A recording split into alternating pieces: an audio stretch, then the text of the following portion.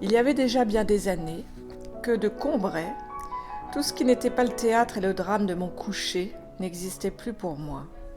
Quand un jour d'hiver, comme je rentrais à la maison, ma mère, voyant que j'avais froid, me proposa de me faire prendre, comme mon habitude, un peu de thé. Je refusai d'abord et je ne sais pourquoi, me ravisai. Elle envoya chercher un de ces gâteaux courts et dodus, appelés petites madeleines, qui semblent avoir été moulés dans la valve rainurée d'une coquille de Saint-Jacques.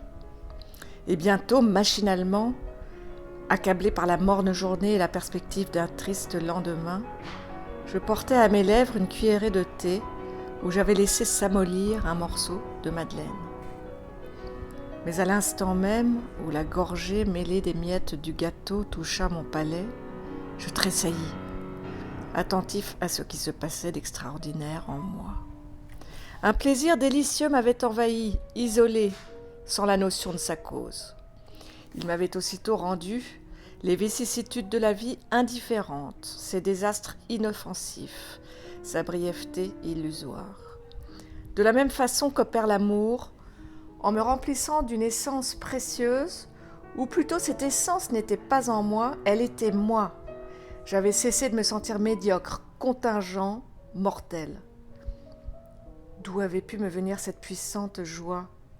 Je sentais qu'elle était liée au goût du thé et du gâteau, mais qu'elle le dépassait infiniment, ne devait pas être de même nature.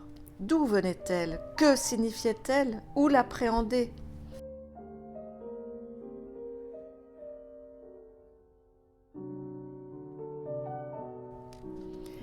Et tout d'un coup, le souvenir m'est apparu. Ce goût, c'était celui du petit morceau de madeleine que le dimanche matin à Combray, parce que ce jour-là, je ne sortais pas avant l'heure de la messe, quand j'allais lui dire bonjour dans sa chambre, ma tante Léonie m'offrait après l'avoir trempé dans son infusion de thé ou de tilleul.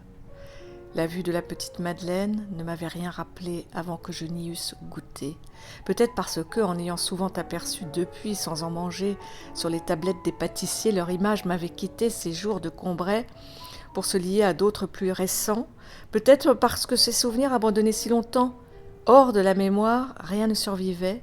Tout s'était désagrégé, les formes, et celle aussi du petit coquillage de pâtisserie si grassement sensuel sous son plissage sévère et dévot, s'était aboli ou ensommeillé, avait perdu la force d'expansion qui leur eût permis de rejoindre la conscience. Mais quand d'un passé ancien rien ne subsiste, après la mort des êtres, après la destruction des choses, seule, plus frêle mais plus vivace, plus immatérielle, plus persistante, plus fidèle, l'odeur et la saveur restent encore longtemps comme des âmes à se rappeler, à attendre, à espérer, sur la ruine de tout le reste, à porter sans fléchir, sur leurs gouttelettes presque impalpables, l'édifice immense du souvenir.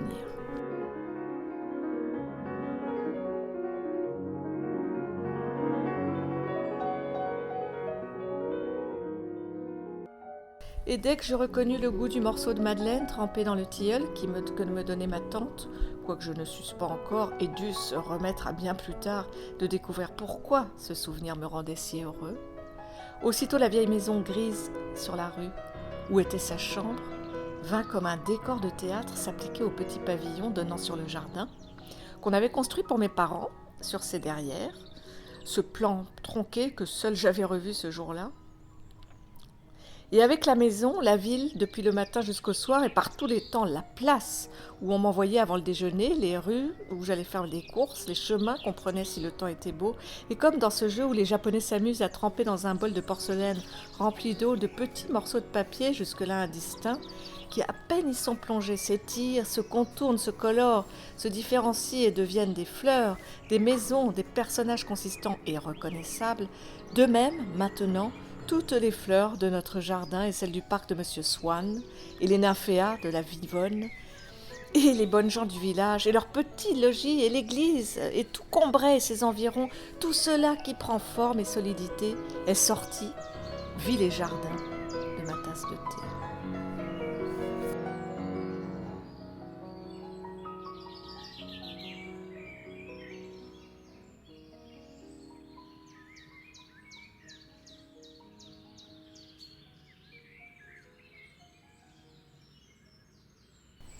Tu trouves que je lis bien? J'ai fait quelques fautes, hein. Il y en a une ou deux. Parce que le problème de Proust, c'est que tu lis ça et après il faut lire ça sans trop s'interroger, quoi. Faut lire et tourner les pages. Tu tournes les pages, alors tu reprends un passage comme ça, tu vois. C'est très curieux, Proust, hein.